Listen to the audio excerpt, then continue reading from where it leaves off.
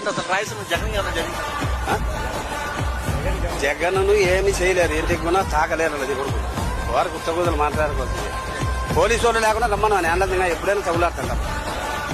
ఎప్పుడైనా సరే ఏ బుచ్చయ్య చౌదరి కాదు, వాడు చంద్రబాబు కాదు, లోకేష్ గారు కాదు, పోలీసు వాళ్ళు అడ్డం పెట్టుకోమని రమ్మను. ఎప్పుడైనా నా కొడుకు సినిమా చూపించాం.